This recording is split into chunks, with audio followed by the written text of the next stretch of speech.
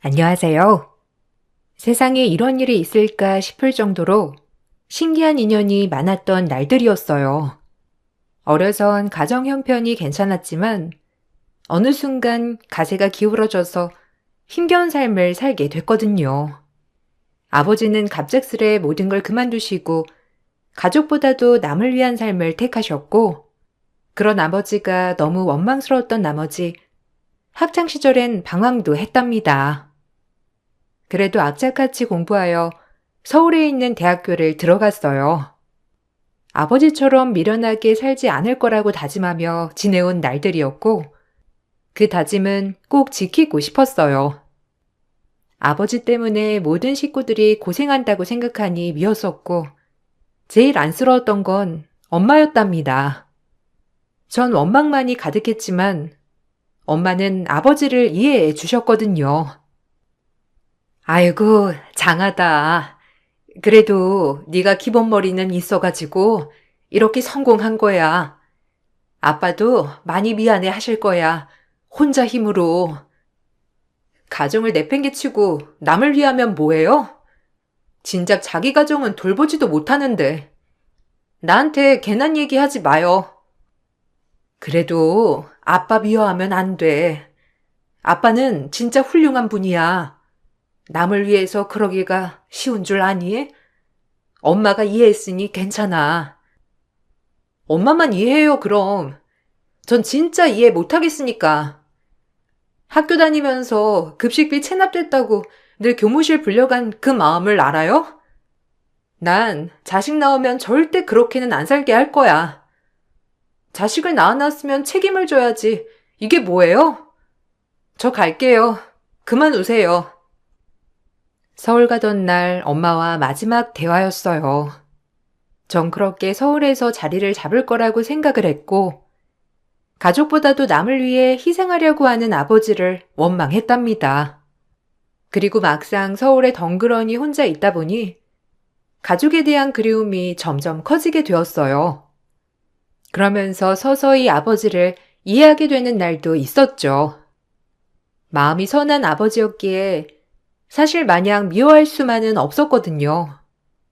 그리고 대학교 마지막 학기 때 나간 회사 인턴 자리에서 지금의 남편을 만나게 되었고, 첫눈에 반해 결혼을 하게 되었답니다. 어떻게 보면 가정에 대한 책임감보다 남들을 위해 사시는 삶을 택한 아버지였기에 그와 반대되고 본인 가족에게 애틋한 남편에게 끌리게 된 걸 수도 있어요.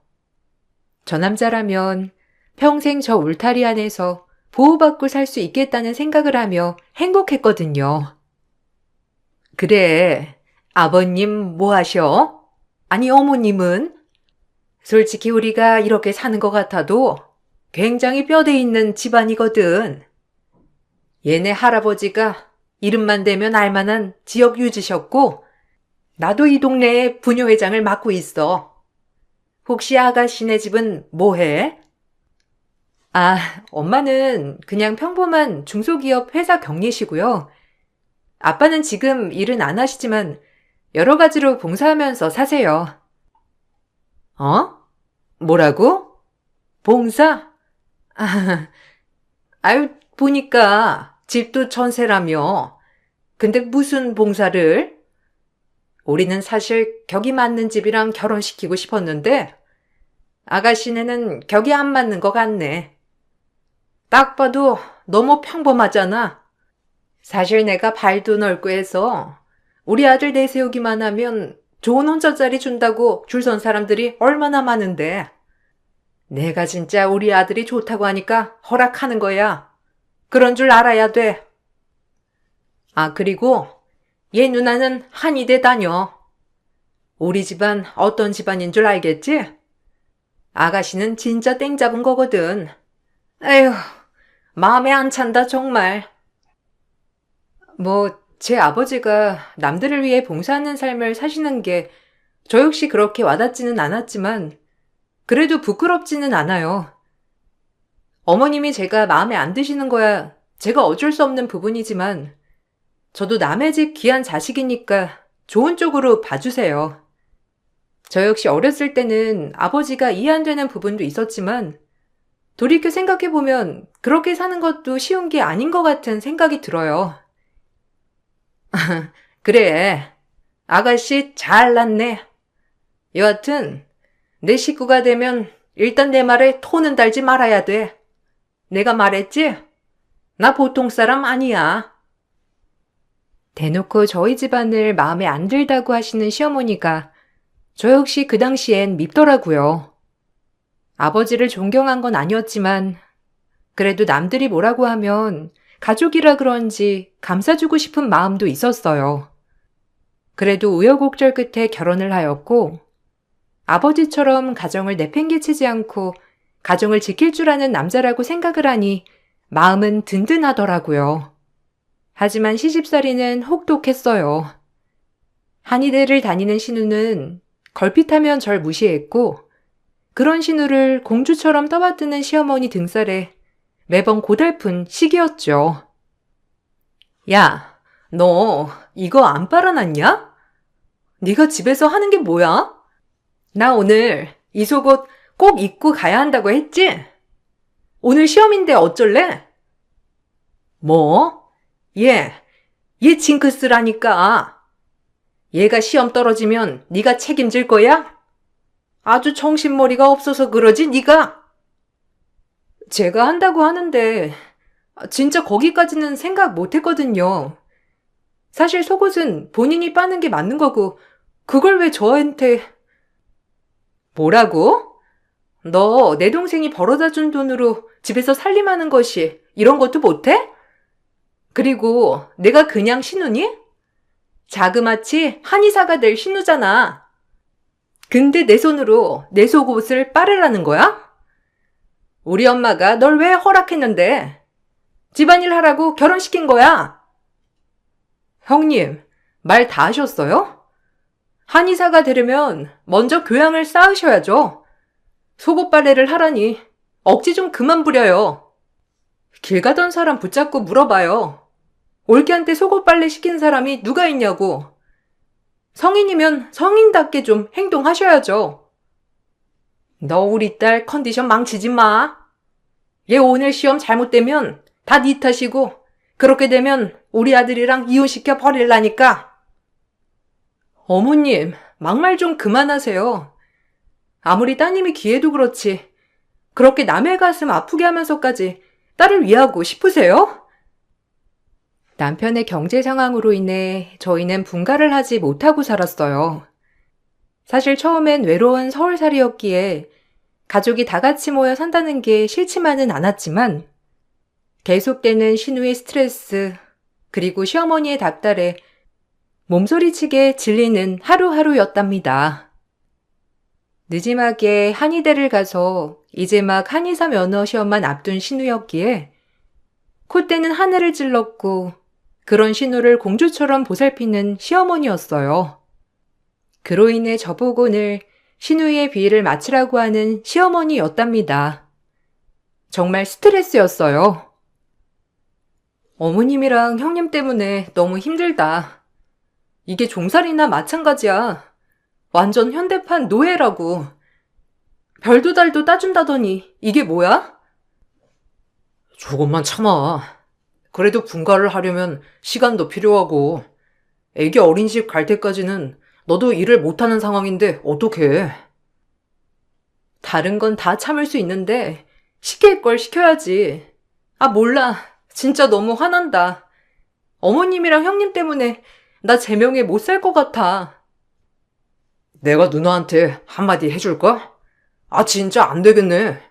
우리 이쁜 자기를 이렇게 스트레스 받게 하면 내가 가만 안 있지. 됐어. 또 한 소리 했다간 내일 내가 더 죽어날 거야. 자기가 이렇게 편들어주니까 풀렸어. 고마워. 내 편이 되어줘서.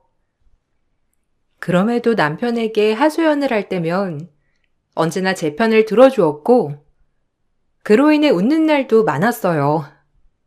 그리고 고대하던 합격 발표날 신우이는 시험에 합격하게 되었고 드디어 한의사가 되었답니다.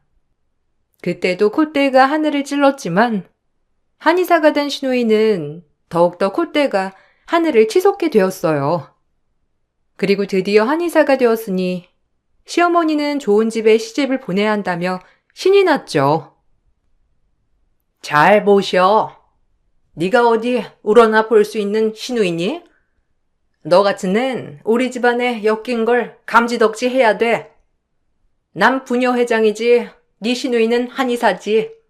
다들 한 자리씩 턱하니 깨고 있잖니?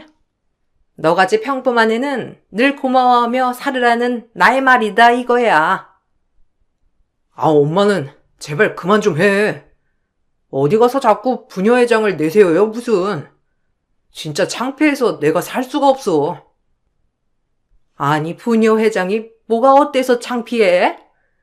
엄마 동네만 나가면 아줌마들이 아주 엄마랑 말 섞으려고 난리가 났어. 알아? 그리고 이제 우리 딸마저 한의사가 됐는데 오죽하겠니? 두고 봐라. 내가 아주 떵떵거리는 집안에 딸을 시집 보내서 더 콧대 들고 다닐 거야. 남편 없다고 무시한 여편 애들 길을 밟아줘야지. 하긴 쟤만 봐도 쟤네 엄마 보면 남편이 있어도 뭐 남편 노릇을 한 건 아니지. 어머님, 말 조심하세요. 저희 아버지가 어떻다고요? 사실 가정적이진 않았지만 손가락 받을 이유는 정말 없거든요? 그래 엄마. 왜 장인어른 얘기를 꺼내고 그래?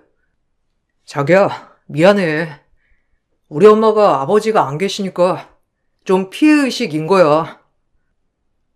기분이 정말 나빴지만 남편 없는 서름이라고 생각하며 참게 되었답니다. 시어머니 또한 그 말을 하고 좀 그랬는지 아무렇지 않은 행동을 하였고 민망함은 저희의 몫이었어요. 하지만 말을 하면 이루어진다고 시어머니는 그렇게 노래를 부르던 어마어마한 재력가의 집에 시누이를 시집 보내게 되었고 시누이의 시댁은 시누이에게 잘해주며 물심양면 저희 시댁도 도와주기 시작하더라고요. 그야말로 봉 중에 가장 큰 봉을 잡은 시누이였고 시누이는 세상 그 무엇을 다 가진 듯하였어요. 그래도 예은이가 제 와이프면 어머님도 제 친어머니나 마찬가지죠. 따님 잘 키워주셔서 이 정도는 해드리는 거예요. 어머님 갖고 싶은 거 더 있으시면 언제든 말씀해 주세요. 사실 하나 있는 딸 시집 보내는 마음이 얼마나 헛헛하실까 마음이 안 좋거든요. 어머, 내가 사위복은 있네. 며느리복은 진짜 없었는데 그래도 우리 사이가 날 이렇게 생각해 주니까 내가 너무 행복해. 엄마, 나 시집 잘 가지? 시어머니가 나보고 예물 맞추러 가자는데 글쎄 무려 백화점 VIP시래. 대단하지 않아? 에이, 부끄럽게 왜 그래. 나한테 시집 온 이상 이것보다 더 큰 걸 누리고 살 텐데 이런 걸로 벌써 놀라지 마. 나 정말 시집 잘 가나 봐. 당신 같은 남편 만나가지고 내 주변에서 얼마나 부러워하는지 몰라. 너무 고맙고 행복하자. 그야말로 옆에서 보면 정말 입이 떡 벌어지게 부잣집이었어요. 심성은 못됐지만 그래도 그렇게 원하던 부잣집에 시집을 가게 되어서 행복해 보이는 신우를 보니 저 역시 마음은 좋았답니다. 아무리 미우나 고우나 해도 가족이라고 생각했거든요. 얘, 봤니? 우리 아들도 잘난 여자 만나서 저런 대접받고 살 수 있었는데 꼴랑 평범한 것 만나가지고 이게 뭐야? 남들처럼 지질이 궁상으로 내 말이 틀려? 내가 우리 아들만 생각하면 눈에서 눈물이 난다. 어쩌다 노란 애를 만나가지고. 아이고 엄마, 내가 한의사가 되니까 저런 집안에 시집 가는 거지. 그리고 넌 네 주제에 우리 집에 시집 잘 온 거고. 형님 잘 되신 거 저도 정말 축하드리고 좋은 집에 시집 가게 돼서 저 역시 기쁜데 거기다 저를 폄하하시는 발언은 좀 아닌 것 같네요. 서로 행복하면 되는 것을 아직까지도 이렇게 집안에 집착하시니 저 역시 할 말도 없고 어머님 보기 좀 그렇네요. 막말로 어머님 집안이 뭐가 그리 대단하다고 자꾸 그렇게 말하시는지 이해가 안 가거든요. 저도 할 말 참고 있으니 그만하세요. 보기 그러면 어쩔 건데? 내 말이 틀려? 나 부녀 회장이야. 네 엄마 감투 못 썼어? 네 아빠는? 어디서 부녀 회장한테 대들어? 사실 웃음도 많이 났었어요. 정말 친구들한테 얘기하자니 제 얼굴에 침 뱉는 꼴인 것 같아 절대 얘기하진 않았지만 부녀 회장 하나로 결혼 때부터 지금까지 뭐라도 되는 것처럼 구는 시어머니가 사실 진짜 어이가 없던 때였어요. 그럼에도 남편의 어머니이기 때문에 참은 적이 한두 번이 아니었답니다. 하지만 그 잘난 부녀회장 타이틀을 시누이의 시댁 앞에선 내세우지 못하였죠. 그래도 귀한 딸 주셔서 감사합니다. 곧 결혼하면 우리 며느리 한의원 하나 차려주려고요. 그래도 본인 간판은 걸어야죠. 어머, 아유, 정말요? 제 딸이라서가 아니라 진짜 똑 부러지고 근성 하나는 훌륭하거든요. 저희가 뭐 준비한 게 없어서 죄송해요. 이렇게 예쁜 따님 주시는 것만으로도 감사하죠. 사실 집안이야 고를 수 없는 거고 이렇게 훌륭하게 키워준 것만으로도 감사해요. 아이고, 이렇게 사돈어른이 인품이 좋으셔서 제가 딸 보내는 입장에서 안심이 됩니다. 그저 우리 딸 많이 아껴주세요. 본인 딸을 그렇게 보내면서는 집안 차이가 난다고 생각하신 건지 사돈어른들에겐 정말 깍듯이 구는 시어머니였어요. 그 모습을 보자 사실 정이 더 떨어지는 마음이었답니다. 상대성이라고 강자 앞에서 약하고 약자 앞에서 강하게 구는 꼴이었거든요. 그럼에도 좋은 게 좋은 거라고 꾹꾹 참았고 시간은 흘러 시누이는 시집을 갔고 뒤이어 바로 한의원을 개원하게 되었답니다. 사돈댁이 굉장하게 큰 출판사를 하는지라 유명하신 분들도 시누이의 개원식에 많이들 와주었고 저 역시 가족이어서 남편과 함께 시누이 한의원 개원식에 초대를 받게 되었어요. 그리고 그곳에서 아는 의대 원장님들과 대화를 주고받았는데 시누이는 그 모습을 보더니 갑작스레 급발진을 하며 저에게 따지기 시작하는 겁니다. 본인이 주인공인데 정작 본인한테 아무도 관심을 갖지 않아서 저에게 화풀이를 하는 모습 같아 보였고 저 역시 어이가 없어 시누이만 한참 쳐다보게 되는 풍경을 보여주었어요. 네가 뭔 말을 안다고? 식모 주제에 본인이 여기 선생님들이랑 같은 급인 줄 아네? 야, 너 저리 찌그러져 있어. 아니, 김 선생, 말이 좀 심하네. 자네 감히 이분이 누군지 알고 대들어? 식모라니, 당장 사과하게. 내 오래된 벗딸이야. 아버진 잘 지내지? 내가 연락한다는 게 그동안 통 바빠서 우리 중에 제일 소신 있는 삶을 살고 있는 아주 존경받을 사람이야. 시누이가 절 다그쳤고 다그치자 그 모습을 본 저와 얘기를 나누던 의대 원장님들 중 한 분이 갑자기 나서서 시누이에게 따져 주었답니다. 그러자 옆에 있던 의대 원장님들도 시누이에게 호통을 치셨고 그 호통에 시누이와 시누이 남편 반응이 아주 웃겼어요. 아니, 원장님, 누군데 그러세요? 그리고 얜 그냥 제 집에서 집안일이나 하는 제 남동생 와이프예요. 뭘 잘못 알고. 자네, 이분 아버지가 누군지 모르나? 그 유명한 백민수 선생이야. 환자들을 위해 평생 희생한 내 절친이라고. 네? 백민수 선생님이요? 아니, 그 교수님 딸이라고요? 전 한 번도 뵌 적은 없는데 그냥 동네 한량 아니었나요? 그냥 동명이인인 줄 알았는데 올케 아버지가 의사일 리가 없잖아.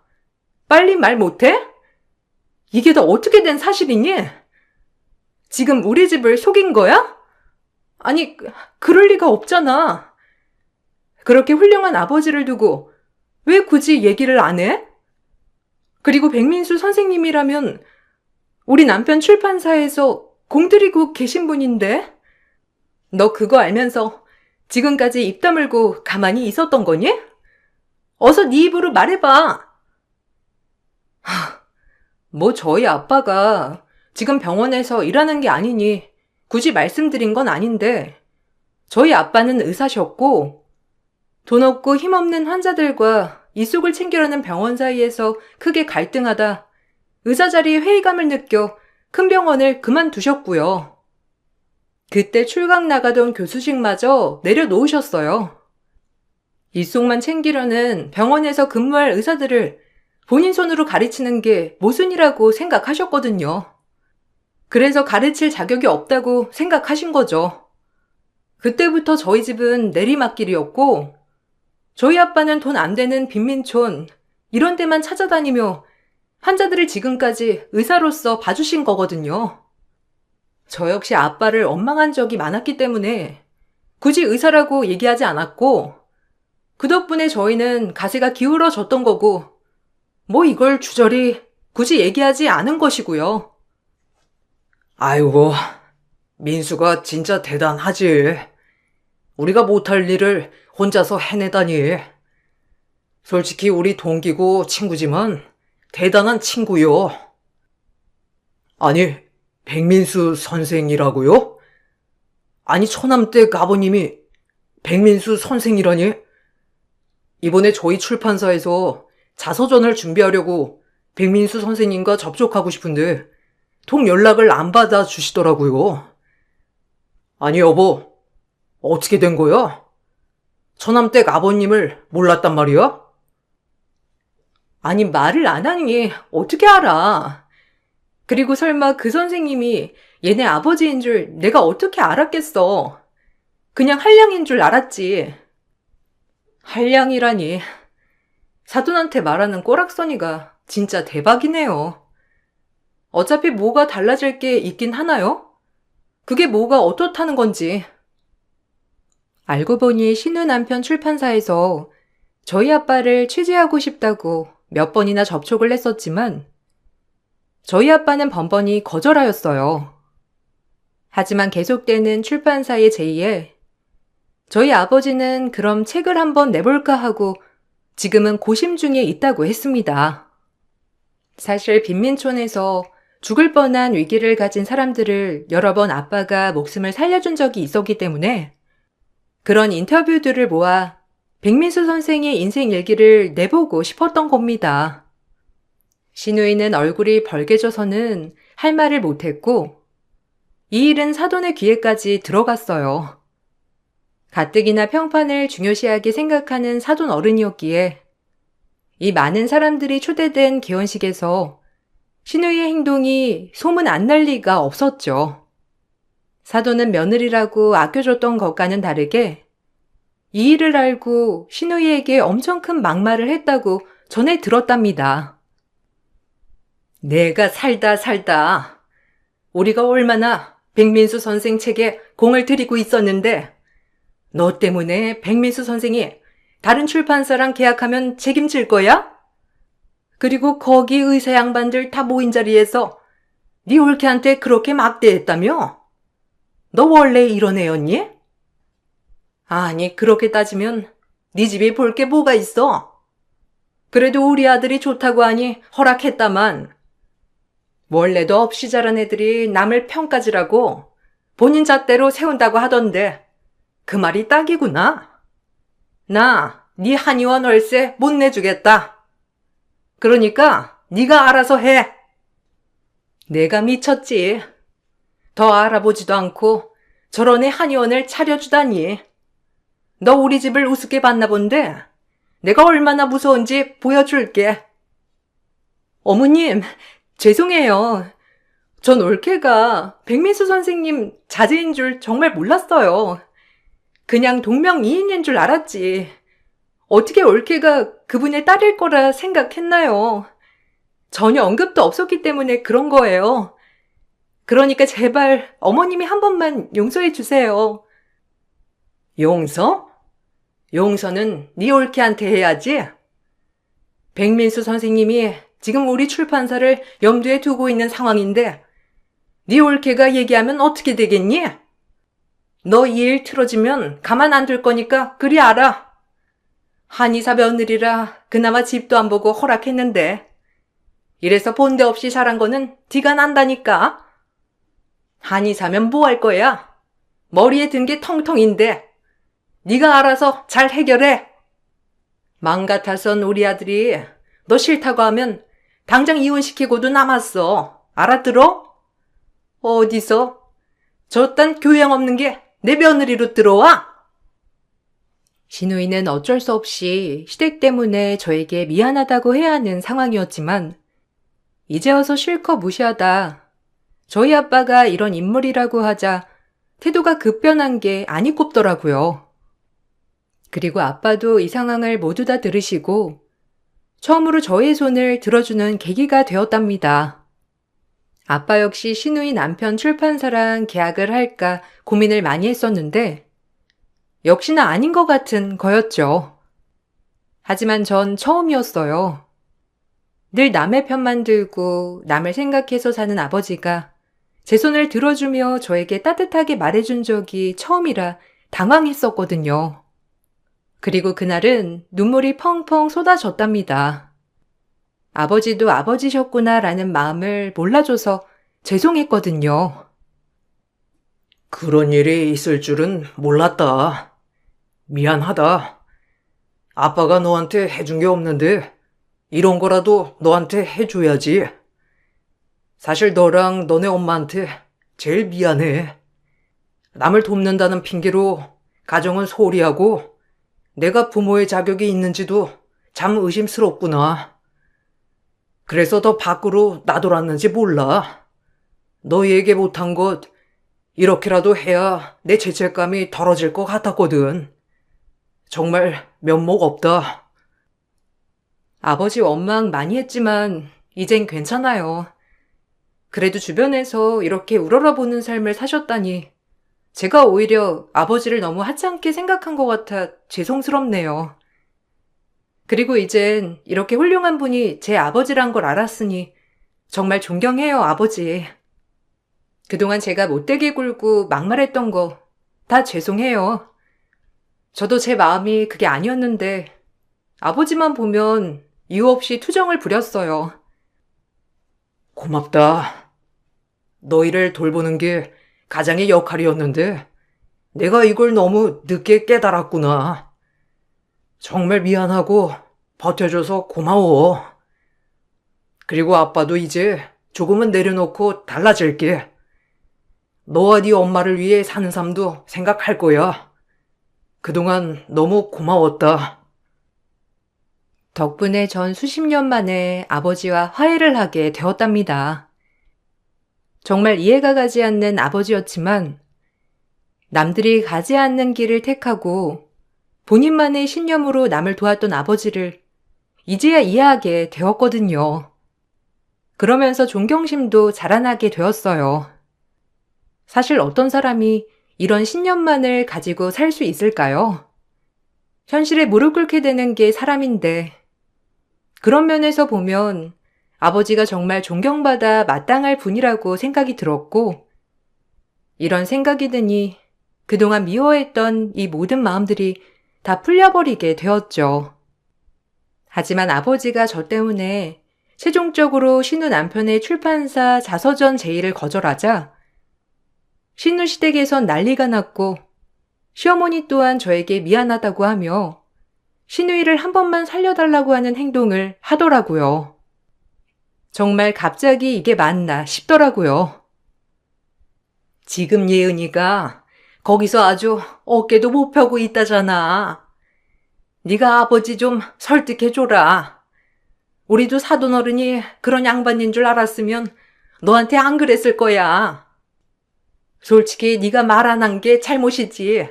왜 우리 탓을 해? 우리가 그럼 그렇게 행동했겠어? 진짜 어이없네요, 어머님. 제 아버지가 이런 분이라는 게 알려지면 뭐가 다르나요? 사람을 왜 그런 식으로 평가해요? 더 기분 나빠서 별로 아버지 설득하고 싶지도 않고 형님은 알아서 하라고 하세요. 지금에 와서 천성 드러난 걸 저보고 어쩌라는 거죠? 그 집도 알 건 알아야죠. 평생 천성 숨기고 어떻게 살아가나요? 근데 참 결혼하자마자 이런 일이 생긴 것도 대박이긴 하네요. 뭐야? 너 진짜 뚫린 입이라고 막말할 거야? 가족인데 이것도 못해줘? 네 시누이가 평생 죄인처럼 살아야겠어? 네, 가족인데 무시하셨잖아요. 제가 가족이긴 했나요? 본인이 뿌린 씨 본인이 거두라고 하세요. 전 신경 안 쓸랍니다. 그러게, 엄마랑 누나가 진작 잘했어야지. 솔직히 누나가 다 저지른 거 왜 지금에 와서 그래요? 누나는 한번 당해봐야 돼. 너 남동생이라고 하나 있는 게 꼭 말을 그렇게 해야겠니? 어쩜 지 누나가 지금 어떤 처지에 있는데 그런 말을 해? 제가 강경하게 나오자 시어머니도 더 이상 할 말을 하지 못하였고 최종적으로 저희 아버진 출판사 일을 거절하게 되었답니다. 그리고 시누이는 그 집에서 대역죄인이 되었다고 해요. 돈이 많은 집이라 저희 아버지의 책을 못 내고 못 팔아서 죄인이 된 것이 아니라 이런 시누이의 천성을 알고 그동안의 사태에 대해 그 집에서 정말 심각하게 받아들였다고 하더라고요. 오죽하면 시누 남편도 이런 성격인 줄 몰랐다며 별것까지 하자고 할 정도였으니까요. 시누이는 부자 시댁을 잃을 위기에 처하자 눈물로 호소하였고 자꾸 울면서 호소를 하니 저 역시 마음이 약해지고 말았어요. 참 모진 행동도 웬만해야 한다고 생각했답니다. 올케가 가서 나랑 잘 풀었다고 한마디만 해주면 안 될까? 진짜 미안했어. 나 그래도 시집가서 이 집에서 뼈를 묻어야 하는데 지금 어머님도 나 볼 때마다 흘긴 눈으로 보시고 남편도 나랑 대화조차 안 하려고 해. 책이 문제가 아니라 내가 그동안 올케를 괴롭혔던 걸 생각하니 끔찍하신가 봐. 나 진짜 반성 많이 했거든? 그러니까 한 번만 봐주라. 웃기네요. 이게 진심인 줄도 모르겠고요. 지금 뒷배경 하나 잃게 생겼으니 이제 와서 사과하는 척 하는 것 같아 별로예요. 아니야. 나 진짜 많이 반성했고 뼈저리게 느꼈어. 내가 얼마나 잘못했는지 그동안의 일 다 사과하고 앞으로 변하도록 할게.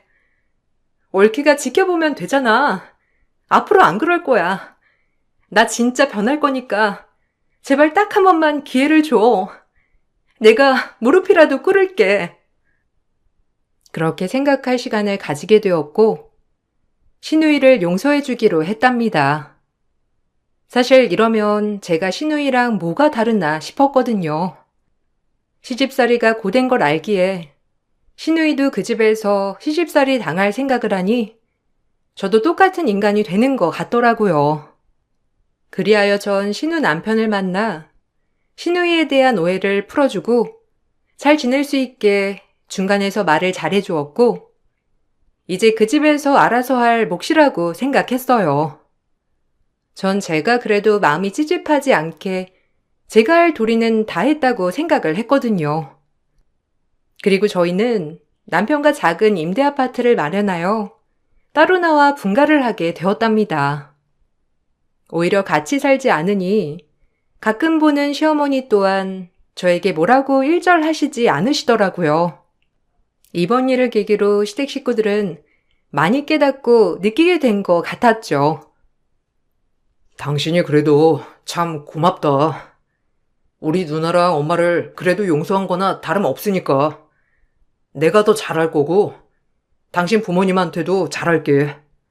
그리고 장인어른께서 이렇게 당신을 훌륭하게 키워준 것 같아서 너무 감사한 거 있지? 보고 배운 건 무시 못하는 거니까. 그냥 내 마음이 찝찝하지 않으려고 그랬던 거야, 뭘. 형님이 잘 지낸다면 나야 좋지. 그래야 내 마음도 편하고 말이야. 남편도 저에게 고마워하였답니다. 하지만 제가 신우 남편에게 모든 오해를 풀었다고 해도 신우이는 이미 박힌 미운 털을 빼내기란 여간 쉽지 않았어요. 알게 모르게 시댁에서 신우이에게 눈치를 많이 주었고 이미 천성이 드러나 버려서 그런지 신우이 남편도 밖으로만 돌더랍니다. 그 일이 있고 신우이는 2년 정도 더 살다가 결국 이혼을 하였고요. 특별하게 재산에 대해 기여한 바가 없었기 때문에 재산 분할도 받지 못했어요. 아이도 없어서 깔끔하게 합의 이혼으로 마무리했더라고요. 하지만 신우이는 이혼을 겪고 오히려 모든 것을 해탈하고 반성한 것 같은 모습을 보여주는 계기가 되었어요. 신우이 인생에서 이혼이란 정말 터닝 포인트가 된 것 같은 모습이었거든요. 그 모습에 안쓰럽기도 하였지만 이제야 제정신이 든 것 같았어요. 내 벌, 내가 받은 거지 뭐. 올케가 미안해할 거 없어. 나 그동안 진짜 반성 많이 했거든. 시어머니랑 남편이 나한테 그럴 때마다 올케 생각 많이 나더라. 나랑 엄마 때문에 힘들었지? 미안해. 이제 진정으로 많이 깨닫고 느꼈어. 앞으로 내가 더 잘해줄게. 내가 진짜 철이 없었지. 사람이 이혼을 하고 생각을 많이 하니까 안 들던 철도 드네. 너무 부담 느끼지 마. 감사해요. 이제야 진정성이 느껴지면서 울컥하네요. 저도 형님 말에 늘 말대꾸해서 죄송해요. 저도 잘할게요. 내가 더 미안하지. 나 진짜 반성했다니까. 이제 그렇게 안 살 거야. 내가 왜 그렇게 살았는지 나 역시도 후회 막심이야. 정말 겸손하고 공손하게 살아야지. 사람이 인성이 제일 중요하다는 걸 다시 한번 느꼈고 가족이 최고라고 많이 느꼈어. 저희 몇 년이 지나 진정한 화해를 했답니다. 신우이는 오히려 이혼을 하고 철이 들어 지금은 체인 한의원에서 페이닥터로 일을 하고 있고 형제가 없는 저에게 가끔은 언니같이 든든함을 줄 때도 있어요. 이 모습을 보고 시어머니도 많이 반성을 했는지 요새는 엄청 챙겨주시고 잘해주시려고 한답니다. 안 힘들었다면 거짓말이지만 그래도 모든 게 지나고 나니 지금은 결혼을 잘했다 싶을 정도로 시댁복이 있는 것 같아요. 뭐 별거 있나요? 이렇게 서로 사랑하고 아껴주면 그만인 거죠. 여유 있는 삶은 아니지만 그래도 먹고 싶을 때 먹을 수 있고 남에게 피해를 끼치지 않는 이 삶도 참 행복하다고 많이 느끼고 있어요. 아, 그리고 남을 위해 봉사하고 헌신한 삶을 살아준 우리 아빠. 정말 사랑하고 고맙다고 말을 해드리고 싶네요. 글재주가 없었지만 쓰고 보니 저희 아빠 참 대단하지 않나요? 지금은 엄마 소소하게 노년을 즐기는 모습이 얼마나 보기 좋은지. 저 역시 남편과 그렇게 소소하게 살아가고 싶다는 생각을 하며 글을 마쳐볼게요. 감사합니다. 좋은 하루 보내세요. 안녕하세요. 저는 남편과 함께 육회집을 운영하고 있는 40대 여자입니다. 최근에 저희 가게에 전 남편이 다녀간 적이 있었어요. 저희 부부가 며칠 동안 자리를 비울 수밖에 없는 사정이 있어서 직원들이 저희 대신 가게 문을 열고 장사를 했었는데 그때 전 남편이 육회집에 왔었고 저는 이 사실을 전혀 모르고 있었어요. 만약 제가 가게에 있었다면 들어오지 못하게 막았겠지만 없는 사이에 들어왔던 거라 손을 쓸 수가 없었습니다. 그런데 일을 마치고 다시 가게를 나왔을 때 전 남편이 가게 안으로 들어와선 난리를 치기 시작했어요. 얼굴을 마주하게 된 것도 당황스러운데 전 남편의 입에서 나온 한마디에 더 큰 충격을 받게 되었습니다. 저희 가게에서 육회를 먹고 식중독에 걸려서 며칠 동안 죽다 살아났다며 그에 따른 위자료를 받아야겠다면서 1,500만 원을 청구했어요. 말도 안 되는 금액에 놀란 저는 식중독에 걸린 것부터가 이해할 수 없었고 전 남편이 제가 이 식당의 사장이라는 걸 식당 내부에 걸려져 있는 사진을 보고 저에게 금전적으로 요구를 하려는 행동 같아 보였어요. 전 남편과는 점점 더 언성이 높아지더니 자기가 원하는 대로 해주지 않으면 폐업하게 만들겠다면서 손을 올리려던 그 순간 남편이 식당 안으로 들어왔어요. 그리고 또 다른 반전이 눈앞에 펼쳐졌습니다. 과거의 전 남편과 있었던 일들에 대해 먼저 설명을 드려야 현재의 상황을 이해하실 수 있으실 텐데요. 지금으로부터 10년 전 전 남편과 결혼 생활한 지 1년 정도 지났을 시점에 술을 진탕 먹고 들어온 적이 있었어요. 결혼 이후 남편의 변화되는 모습을 지켜봐오던 저는 함께 살아오면서 점점 실망을 많이 하게 되었습니다. 제가 알던 모습이 아닌 다른 사람이 되어가는 모습으로 변해가고 있어서 앞으로의 미래가 그려지지 않더라고요.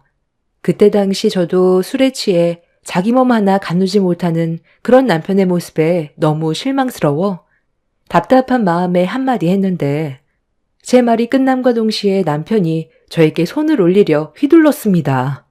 남편이 술에 취해 제정신이 아니라서 피할 수는 있었지만 저를 노려보면서 조용히 하라고 소리치던 그 눈빛은 평소에 제가 알던 남편의 모습이 아니었어요.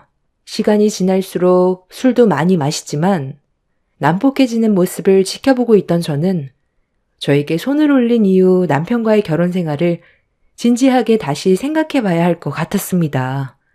아무리 정신을 못 차릴 정도로 술을 먹었다 해도 아내에게 손을 올렸다는 건 확실하게 잘못된 행동이었기 때문에 고치지 못한다면 갈라서기로 결심하게 되었죠. 남편은 다음날 출근을 해야 되는데 전날에 먹었던 술 때문에 흔들어 깨워도 정신을 차리지 못했어요. 저도 출근을 해야 돼서 남편을 계속 깨웠지만 일어나지 못하길래 실망스러운 모습에 짜증이 확 밀려온 저는 찬물을 냅다 들이부으려 했는데 남편의 핸드폰으로 전화가 왔어요. 번호를 확인해 보니 사장님으로 저장이 되어 있길래 일단 받게 되었죠. 안 팀장, 지금 몇 시인 줄 알아? 어디쯤 왔어? 거의 다 온 거야? 아, 왜 말이 없어? 설마 또 시작이야? 결혼하고 정신 차린 줄 알았더니만 그 버릇 또 나오는 거야? 나니가 불쌍해서 계속 데리고 있었지만 책임감 없이 다닌다면 나도 월급 주는 게 아까워서 더는 안 팀장과 함께 할 수가 없겠네. 저 사장님, 정말 죄송합니다. 저도 계속 깨우고 있긴 한데 어제 술을 많이 마셨는지 정신을 못 차리고 있는 중이라 깨어나는 대로 회사로 바로 보낼게요. 재수씨? 제가 이런 말씀 드리는 게 좀 그렇긴 하지만 안 팀장 그놈 재수씨 만나고 나서 사람이 달라질 줄 알았거든요. 그런데 재벌은 난 못 준다고. 결혼한 지 얼마 되지도 않았는데 또 저런 거 보면 그놈은 그 버릇 절대 못 고쳐요. 재수씨 인생이 불쌍해서 내가 얘기해 주는 건데 더 피해보기 전에 웬만하면 정리하는 게 좋을지도 몰라요. 시간 지나면 정신 차릴 수 있을 거라고 믿고 있다간 시간만 버리고 후회만 오게 될 겁니다. 제가 그놈이 하도 불쌍해서 여태껏 데리고 있었는데 감사하게 생각하기는커녕 내 회사에 피해를 주는 것 보면 걔는 글러먹었어요. 그놈이 얼마나 개차반이었는지 아세요?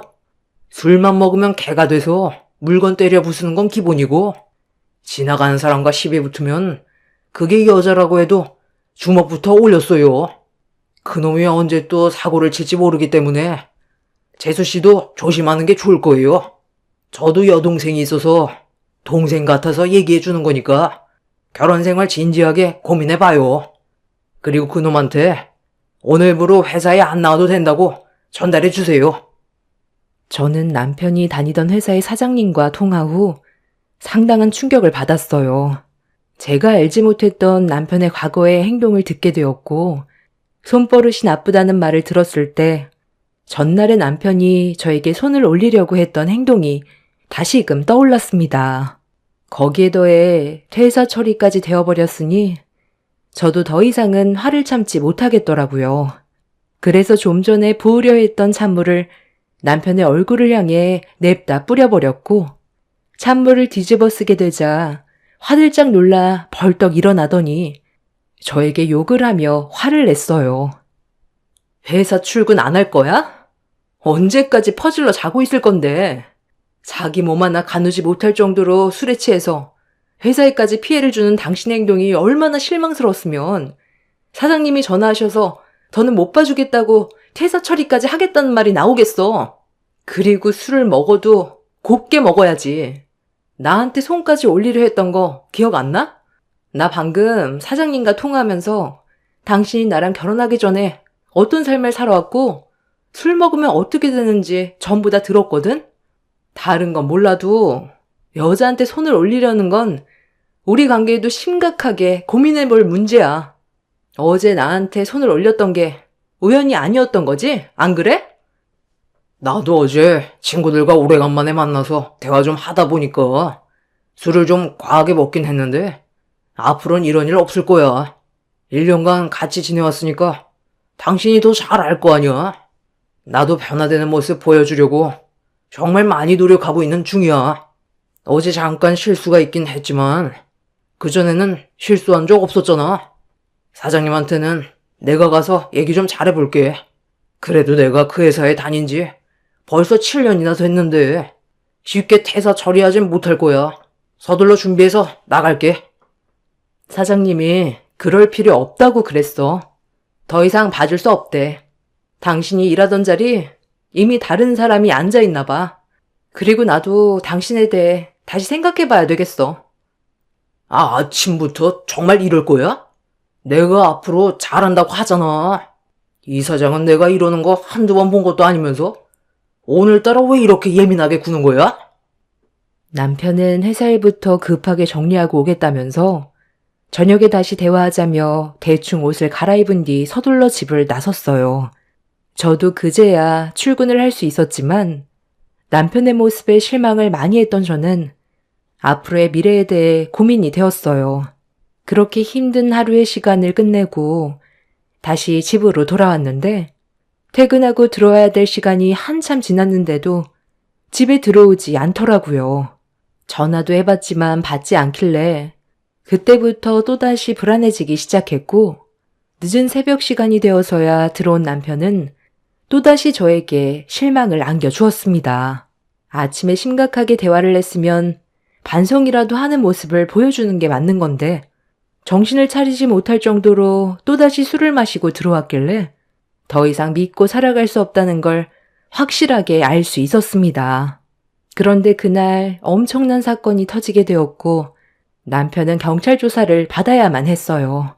잘한 것도 하나도 없는 놈이 저를 보자마자 아침에 있었던 일들이 떠올랐는지 저에게 삿대질을 해댔습니다. 너, 내가 어느 정도 맞춰주고 사니까 내가 아주 우스워 보이지? 내가 술 마시는 것까지 눈치를 봐야 돼?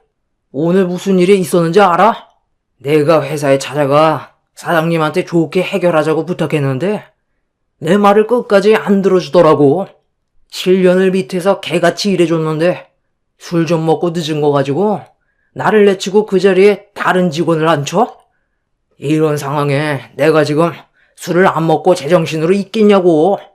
하루아침에 실업자가 됐는데 오늘만큼은 당신도 이해해줘야 되는 거 아니야? 누가 보면 사장님이 잘못한 줄 알겠네. 네가 그동안 보인 행실이 얼마나 개차반이었으면 퇴사 처리를 했겠어. 사장님이 불쌍해서 데리고 있어준 거라던데? 일자리를 줬으면 감사하게 생각하고 똑바로 행동할 생각을 해야지. 잘난 것도 없는 주제에 뭐라도 되는 것 마냥 얘기하더니 아주 꼴 좋다. 어차피 나도 너랑은 더 이상 같이 살고 싶지도 않아. 아무리 안 좋은 일이 있었다 해도 일단 나와 먼저 대화를 해서 해결 방법을 찾아야 되는 게 우선 아니야? 네가 잘못해서 이런 일이 벌어졌으면 정신 차리고 오늘 일을 계기로 앞으로는 이런 실수가 없게끔 행동해야 되는 게 맞는 거 아니냐고. 새벽 4시가 다 되어서 들어온 당신이 너무 실망스럽고 앞으로 함께 살아가야 하는 미래가 그려지지도 않아. 그냥 앞이 캄캄한 암흑 같아. 이렇게 살 바엔 차라리 혼자 사는 게 낫지. 우리 여기까지만 해. 네가 뭔데 그런 결정을 내려? 내가 이혼하고 싶다고 그랬어?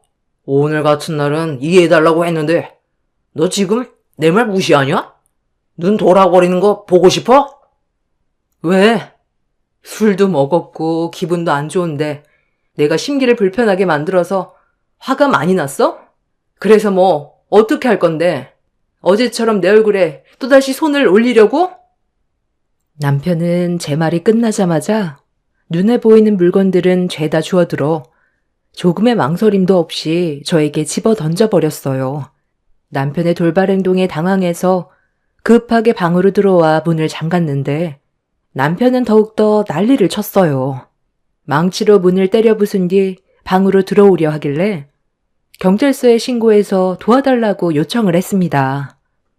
그리고 그 사이 남편이 방문을 부수고 들어와 절대로 해선 안 될 행동을 저질렀고 경찰이 왔을 땐 이미 늦어버린 상태였습니다. 정신을 차리고 깨어나 보니 병원에 있더라고요. 희미하게 눈을 떴는데 양가 부모님의 대화 소리가 귀에 들렸고 제가 왜 병원에 누워있는지 알 수가 있었습니다. 지금 제 딸을 보고도 그런 말이 나와요? 아니 얼마나 세게 우려쳤으면 정신을 잃어서 병원까지 왔겠어요. 잘못을 했으면 처벌은 당연히 받아야죠.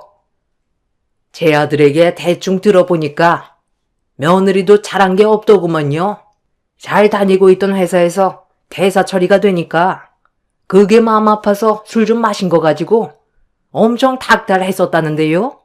그런 성격의 며느리였으면 애초에 결혼식도 올리지 않았을 겁니다. 내 아들이 힘들어하는 걸 봤으면 일단 위로부터 해줘야 되는 게 맞는 건데 그 전에 행실이 안 좋아서 회사에서 잘린 거라는 둥 마음을 후벼 파는 그런 말들을 하니까 기분이 안 좋은 건 당연한 거죠. 저는 맞을 짓을 했다고 보이는데요. 내 딸을 데려가기로 했으면 그만큼 책임지는 행동을 보여야 되는데 술 퍼먹고 저주경으로 만들어 놓은 게 당연하다고 생각하는 거예요? 이 사람들 안 되겠구만. 양가 부모님의 목소리가 점점 높아지더니 결국 머리채까지 잡고 싸우게 되는 일까지 생겨버리게 되자 저에게 해를 가한 그놈을 절대로 선처해주고 싶지가 않았어요. 정신을 차린 뒤 그만하라고 힘겹게 목소리를 냈는데 이런 저를 바라보던 시모가 아무렇지도 않은 것 같은데 대충 합의하고 끝내자면서 엄마를 뿌리치고 저에게 다가왔어요. 예, 너한테도 아예 잘못이 없는 건 아니잖아. 내 아들한테 상처되는 말을 했으니까 지금 그 꼴을 당한 건데 왜 내 아들이 처벌을 받아야 하는 거니? 괜히 일 키우지 말고 최대한 좋게 합의 보고 끝내는 걸로 하자. 병원비랑 이혼 위자료 챙겨줄 테니까 이혼 서류에 도장 찍고 조용히 갈라서면 되잖아. 지금 상황 파악이 전혀 안 되나 보네. 당장 무릎 꿇고 용서를 구해도 모자랄 판에 대충 합의 보고 끝내자고? 내가 뭘 잘못했는데? 당신 아들이 나를 속이고 결혼까지 한 건데 뭘 잘못했다는 거야? 술 처먹고 여자에게 손을 올리는 게 맞는 거야?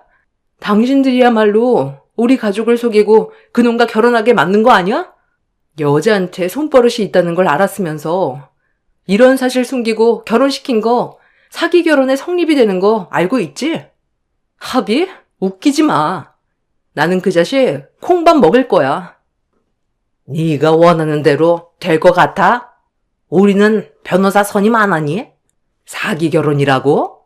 우리야말로 사기를 당한 거지. 조신한 척하면서 평생 내 아들과 잘 살겠다고 데려갔으면 잘못을 했어도 이해해줘야 되는 건데 조금의 실수도 용납하지 않고 상황을 더욱더 악화시켜서 경찰 조사까지 받게 됐는데 우리가 가해자라고? 네가 애초부터 그런 모습을 보이지 않았다면 내 아들 너한테 주지도 않았어. 너 지금 병원에 입원한 것도 꾀병 아니야?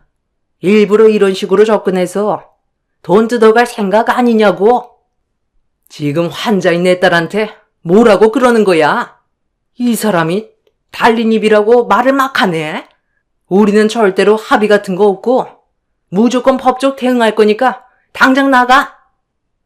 엄마가 시모를 가로막은 뒤 당장 병실에서 나가라고 소리를 지르자 시모는 엄마를 밀친 뒤 저에게 가까이 다가와 얼굴을 들이밀면서 삿대질을 해댔어요. 합의하지 않으면 가만두지 않겠다면서 무서운 눈빛으로 저에게 협박하길래 삿대질하는 손가락을 콱 깨물어 버렸습니다.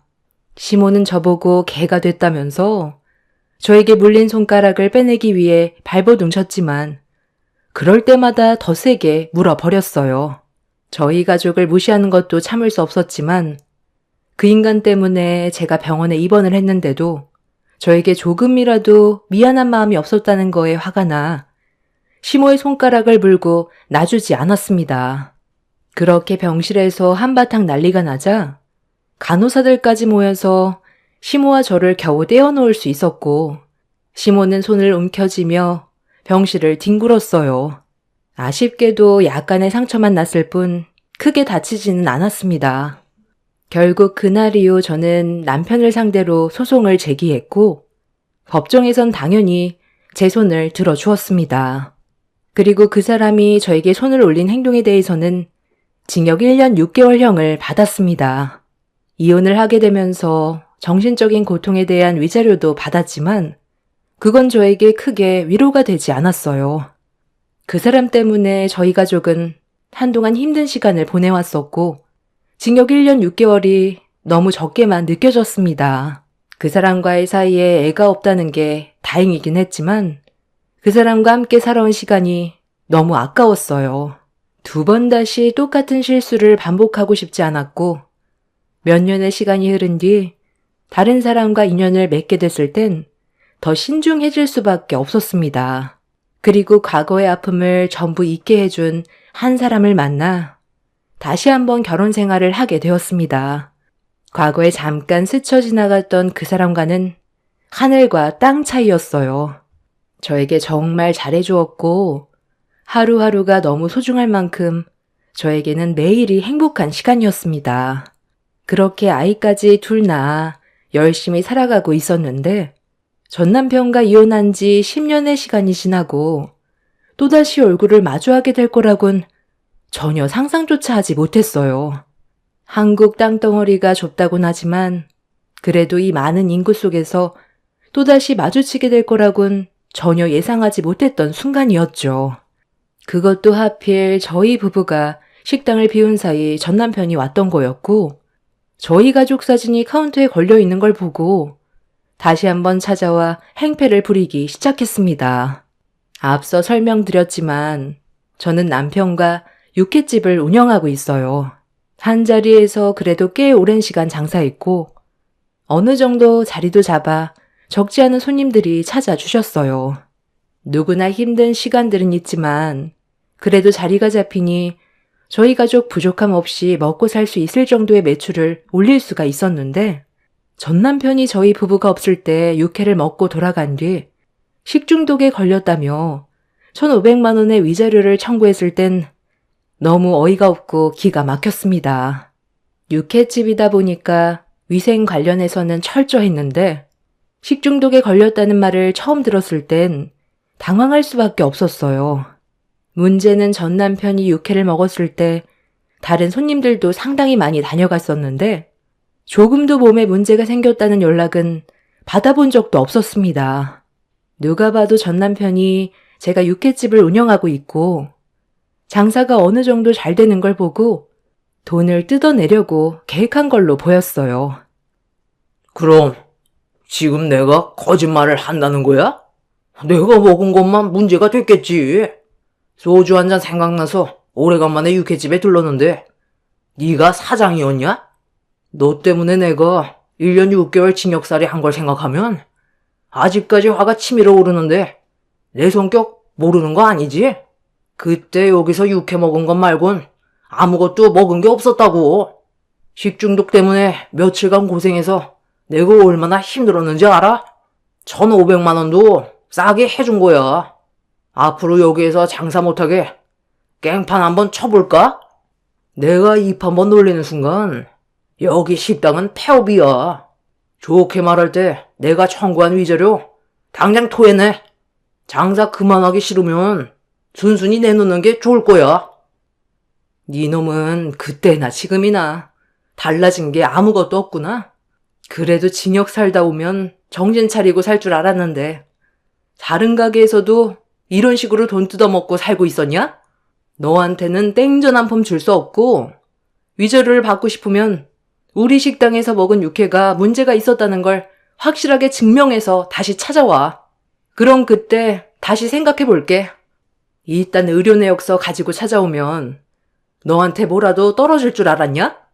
어느 누가 정신 나갔다고 1,500만 원을 위자료로 줘. 영업 방해로 신고하기 전에 그만 나가지. 말로 해선 안 되겠구만. 너 오늘 장사 다 한 줄 알아? 원하는 조건 맞춰주지 않으면 너희 가게 망하게 한다고 내가 분명 얘기했을 텐데. 전 남편은 제 얼굴을 청구서로 후려친 뒤 더 이상 장사하지 못하게 만들 거라면서 홀에 있는 테이블과 의자들 전부를 다 때려 부수기 시작했어요. 10년 전보다 지금 이 상태가 훨씬 더 심각해 보였습니다.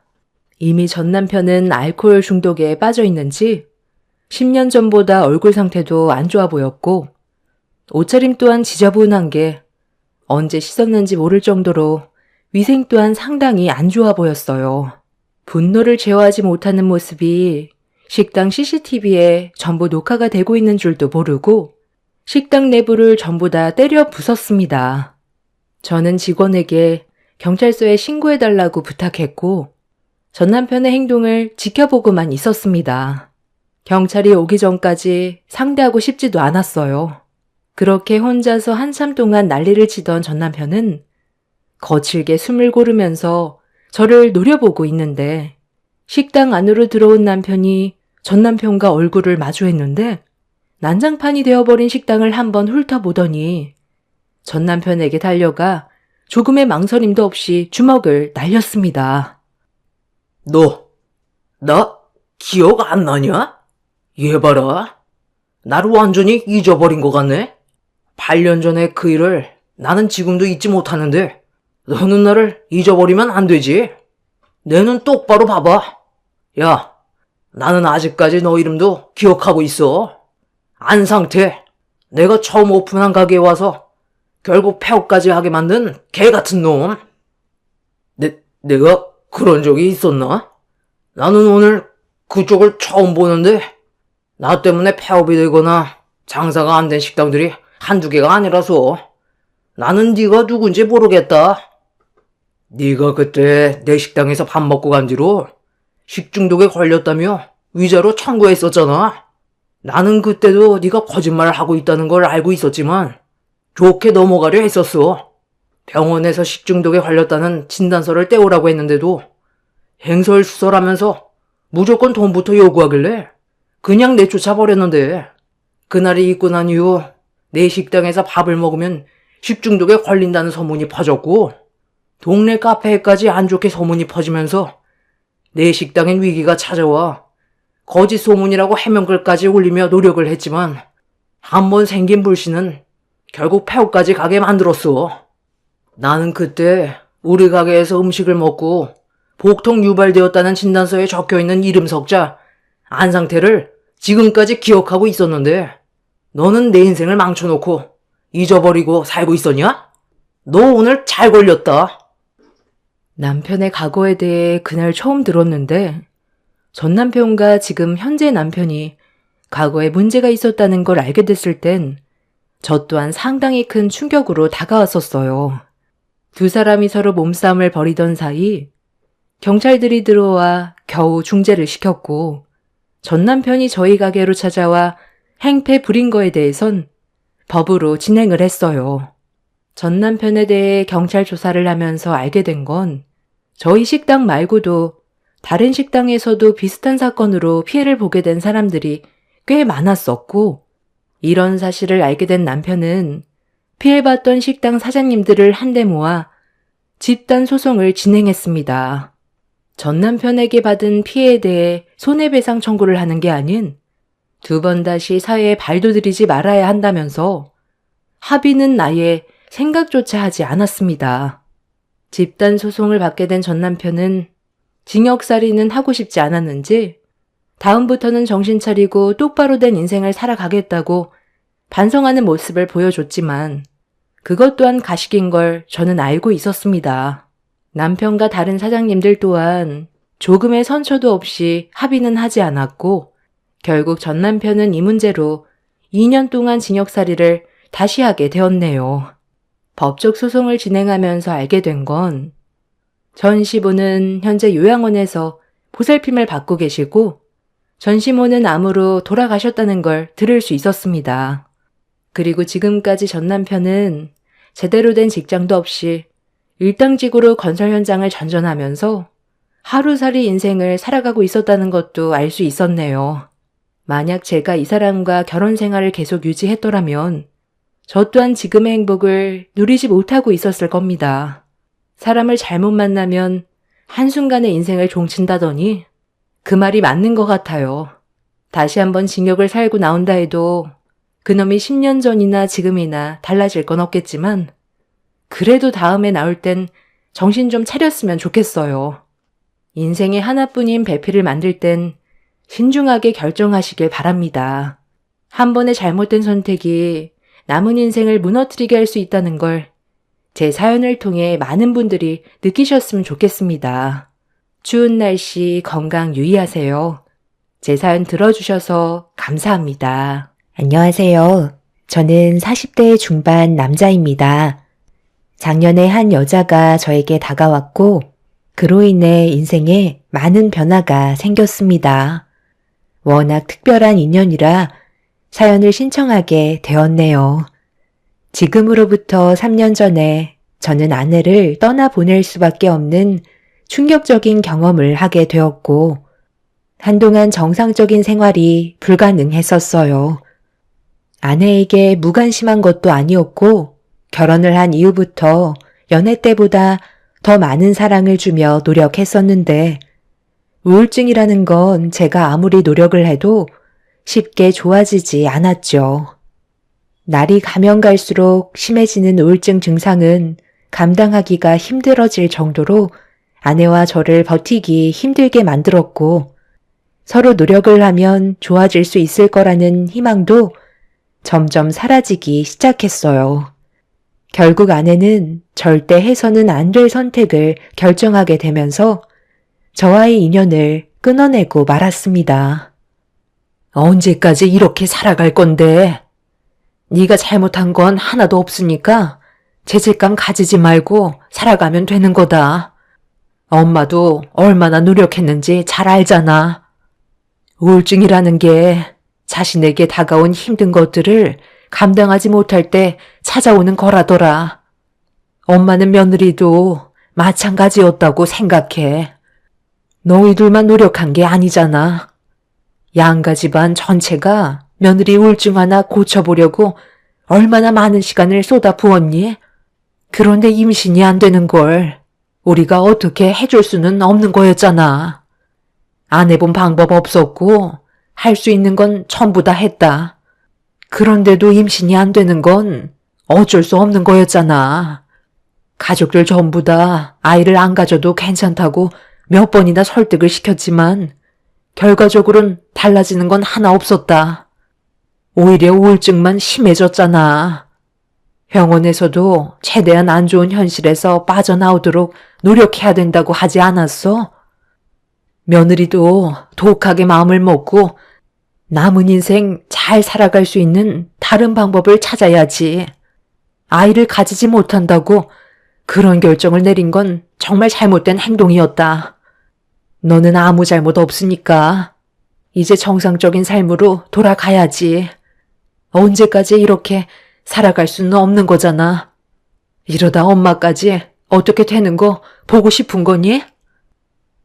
아내가 바라는 건 저와 결혼을 하고 안정적인 가정 환경에서 아이도 낳아 행복한 가족을 만들어가는 걸 꿈꿔왔었는데 아이를 가질 수 없는 몸이라는 걸 알게 된 이후부터 심각한 우울증 증상이 나타나게 되었고 결국 몸도 마음도 지쳐버린 아내는 해선 안 될 행동을 하게 된 거였죠.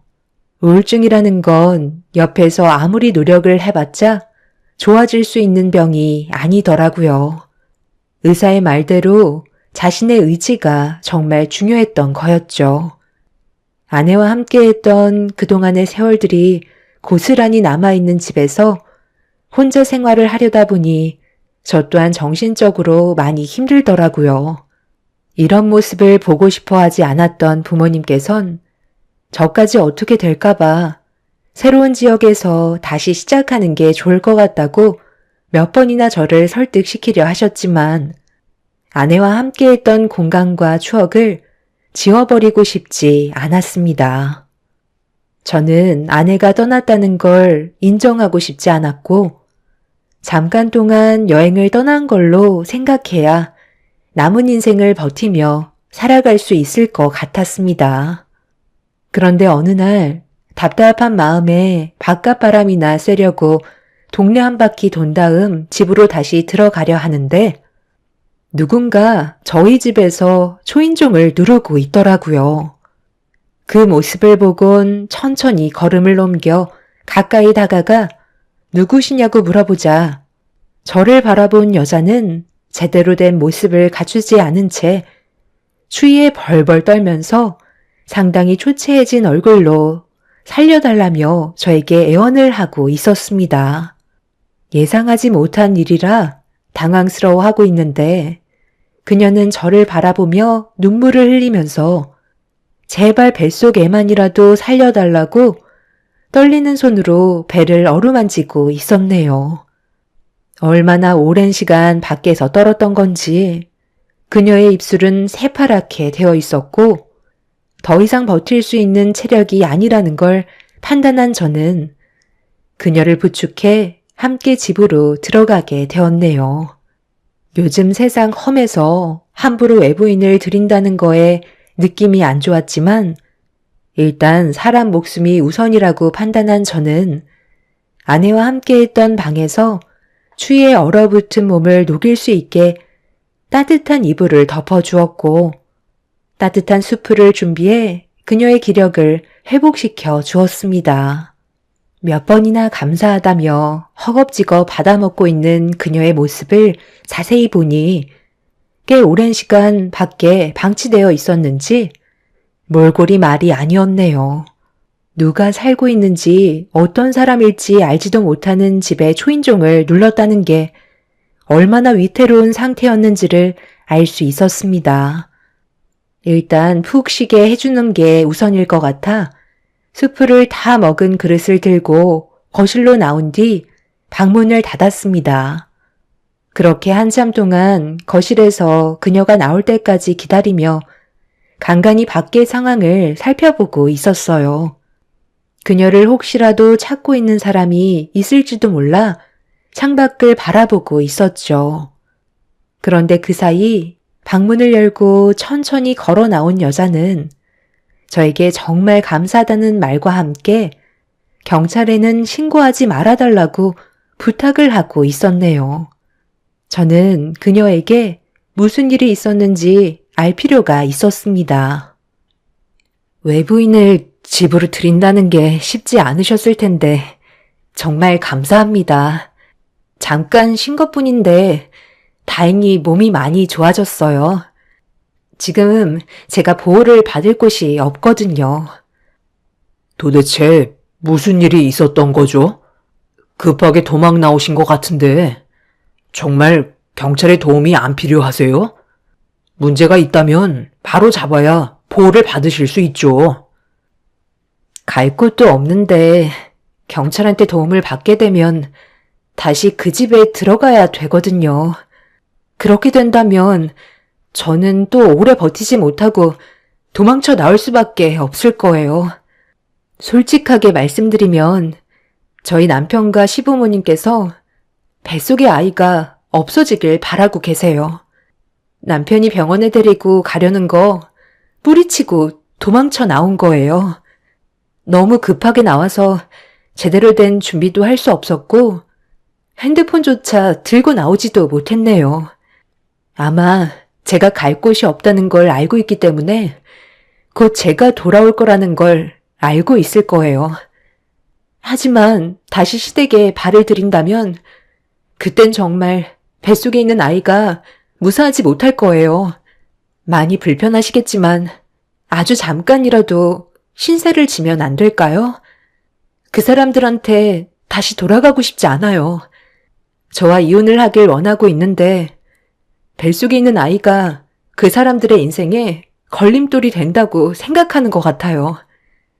저도 부모님이 계신다면 도움을 받을 수 있겠지만 고아로 자라왔던 터라 딱히 의지할 곳도 없어요. 그런데 아내분은 어디 가셨나요? 그녀의 삶도 참 딱해 보였어요. 고아로 태어나 배우자와 결혼을 하고 임신까지 했는데 내치려 한다는 게 이해할 수가 없어 좀 더 대화를 해보니 그녀의 남편이 다른 여자가 생긴 것 같다며 좀 더 자세한 설명을 해 주었네요.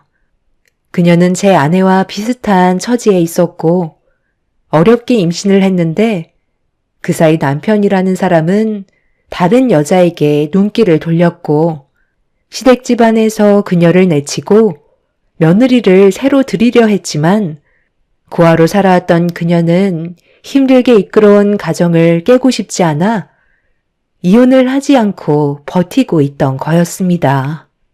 그러다 안 좋은 상황까지 가게 되면서 결국 도망을 칠 수밖에 없었던 심각한 상황까지 오고 말았던 거였죠. 그녀의 말을 듣고 있던 저는 아내가 더 이상 곁에 없다는 상황 설명을 해준 뒤 당분간 집에서 쉴 수 있게 방 하나를 마련해 주었고 같은 공간에서 지내는 게 많이 불편해질까봐 저는 어머니에게 전화를 한 뒤 현재 제가 겪고 있는 일에 대해 설명을 해 드렸습니다. 어머니는 급하게 저희 집으로 오셔서 그녀를 불쌍히 여겨주셨고 제가 할 수 없는 것들을 도와주셨습니다. 그녀도 저희 어머니가 집에 머물러 계시자 어느 정도 긴장이 풀렸는지 안색도 많이 좋아졌고 몇 번이나 감사하다는 말로 자신의 마음을 표현했네요. 어머니는 살다 보니 별의별 일을 다 겪는다고 그녀를 딸처럼 대해주셨어요. 임신한 몸이기 때문에 먹을 걸 잘 챙겨 먹어야 한다면서 영양가 있는 음식들을 항상 준비해 주셨습니다. 그녀는 제 아내가 사용하던 물건들과 옷들을 입었는데 만약 아내가 세상을 떠나지 않고 임신한 몸이었다면 어떤 모습이었을지 상상을 하게 만들 정도로 그녀의 모습에서 아내의 모습이 제 눈에 자주 보이게 되었네요.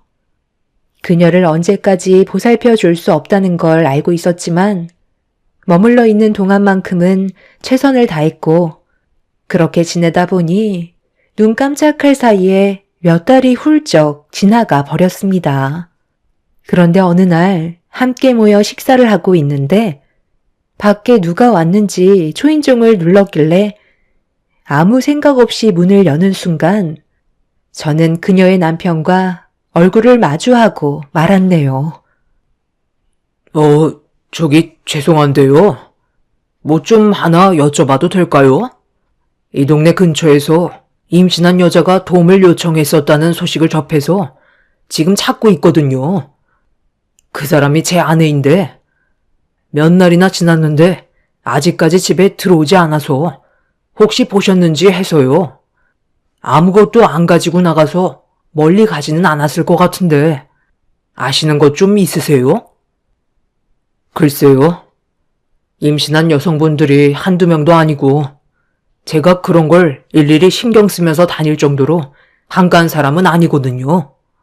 그런데 방금 하신 말을 들어보면 그 여성분이 그쪽한테서 도망친 것 같은데 무슨 이유가 있는 건가요? 아무것도 안 가지고 나가신 거 보면 위험을 감지했다는 건데, 저 같으면 알아도 알려주지 않을 것 같은데요? 이쪽 동네에서는 그런 사람 본 적 없으니까 다른 마을에 한번 가보시죠.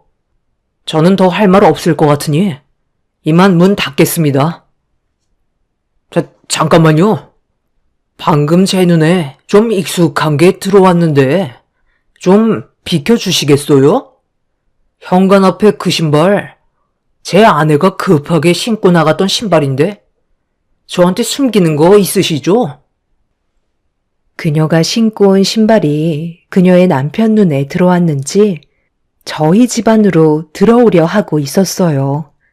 그 남자가 그녀를 찾아다닐 거라곤 생각조차 못했지만 신발을 숨겨야 된다는 건 더더욱 생각하지 못했었죠.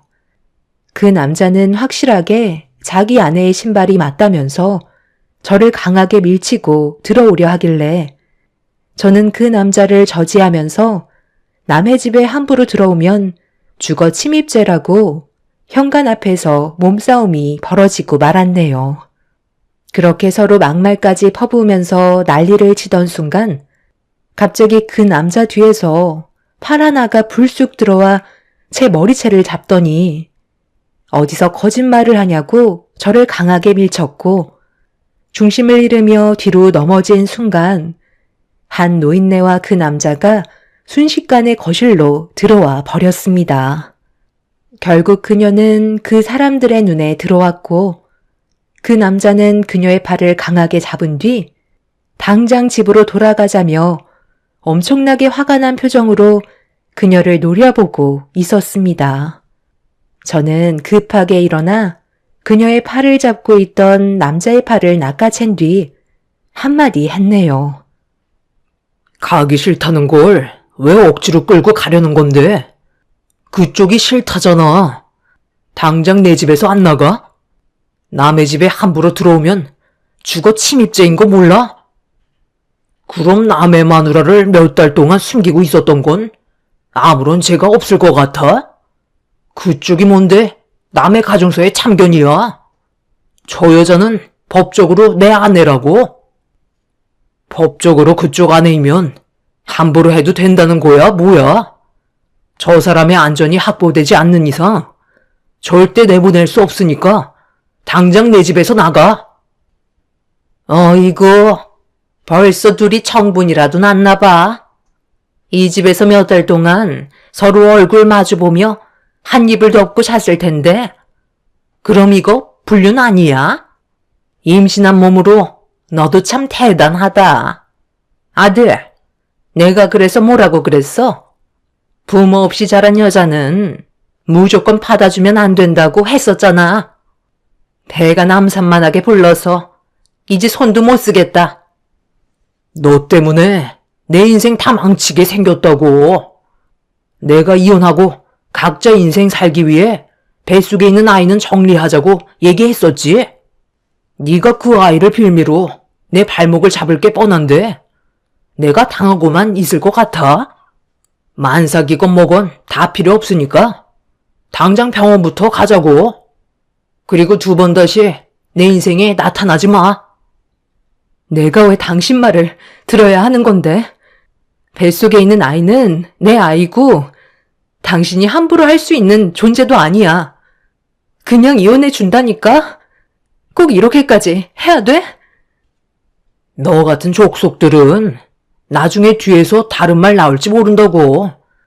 그래서 나는 안전을 선택한 거고 내 인생에 피해가 가지 않게 하려는 것뿐인데 뭐가 잘못됐어? 정말 말 참 더럽게 하시네. 가정을 꾸린 사람이 하나뿐인 아내한테 그런 식으로 말을 하면 되겠어요? 그리고 뱃속에 있는 아이를 왜 당신 멋대로 하려는 건데? 다른 사람들은 아이를 가지지 못해 간절한 사람들도 있는데 그쪽은 뱃속에 있는 생명이 아무렇지도 않아? 다시 한번 말하는데 저분의 안전이 우선이기 때문에 여기에서 한 발짝도 못 나가니까 당장 내 집에서 나가세요. 엄마는 현주 씨 데리고 방으로 들어가세요. 그리고 제가 문을 열어달라고 할 때까지 절대 나오지 마세요. 저는 그 자리에서 경찰에 신고를 한 뒤에 그 사람들이 그녀에게 다가가지 못하게 막아섰고 점점 더 몸싸움은 격해지게 되었네요. 다행히 심각해진 상황 속에 경찰분들이 그래도 늦지 않게 도착해 도움을 받을 수 있었고 경찰들은 그녀와 저희 가족의 편을 들어주면서 어려워질 것 같은 상황은 겨우 정리를 할 수 있었습니다. 그렇게 그 사람들을 내쫓은 뒤에야 그녀가 방문을 열고 나올 수 있었어요. 너무 갑작스럽게 일어난 일이라 다리에 힘이 풀려 그 자리에 주저앉고 말았네요. 그녀는 자기를 끝까지 지켜줘서 정말 고맙다며 눈물을 흘렸고 어머니는 저희 집에선 그녀의 안전을 보장할 수 없을 것 같다고 어머니 댁에서 보살펴 주겠다는 말을 하셨네요. 그렇게 저희는 아무 조건 없이 그녀를 도와주었고 한동안 그 사람들과 마주치는 일은 없을 줄 알았는데 어느 날 그녀의 시댁 집안이 저희 집 앞에서 저를 기다리고 있었고 그 사람들을 무시하고 집으로 들어가려 하자 그 남자가 잠깐 대화 좀 하자며 진지하게 할 말이 있다고 부탁하길래 무슨 말인지 들어보기라도 하려고 장소를 옮겨 대화를 하게 되었어요.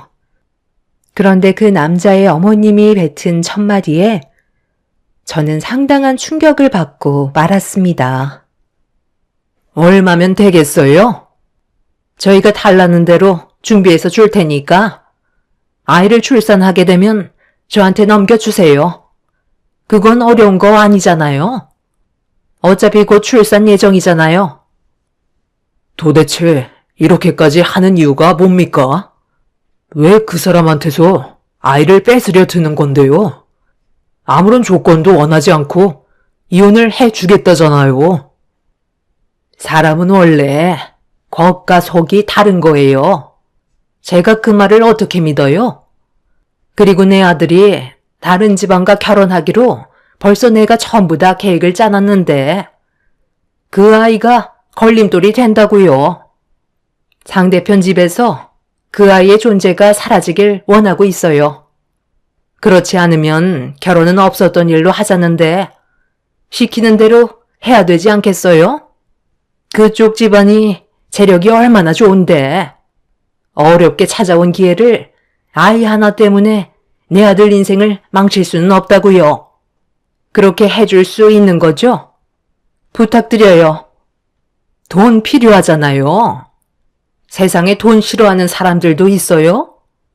섭섭지 않게 두둑히 챙겨드릴 테니 며느리 출산하면 그 아이 데리고 저희한테 찾아와 주세요. 솔직히 그쪽의 남의 집안일에 참견하는 것 자체가 문제 있는 거 아니야? 남들이 보면 둘이 부부인 줄 알겠다. 왜 이렇게까지 하는 건데? 서로 피곤한 일 만들지 말고 다시 제자리로 갖다 둡시다.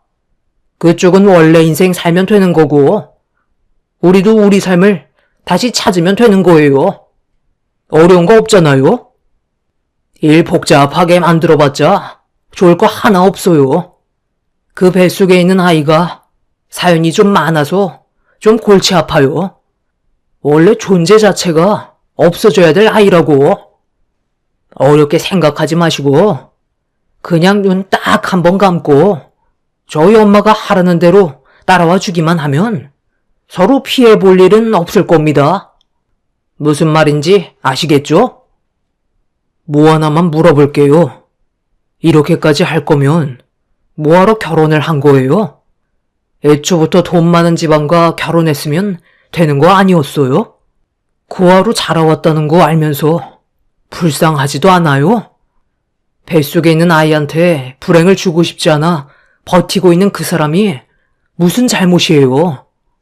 처음부터 끝까지 본인들이 원하는 대로만 하잖아요. 처음에는 진심으로 사랑했죠. 사랑도 없는데 결혼을 했겠어요? 그런데 결혼을 하고 바로 임신이 될 줄 알았는데 생각보다 쉽지 않더라고요. 그래서 정말 많은 방법을 찾아서 해봤는데 좋은 소식이 없다 보니 저도 지치게 되었고 저희 부모님께서도 실망을 많이 하셨죠.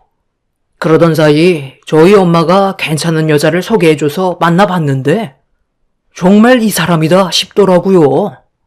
그래서 결혼을 결심하게 됐는데 하필 그 사람 뱃속에 아이가 생겼다네.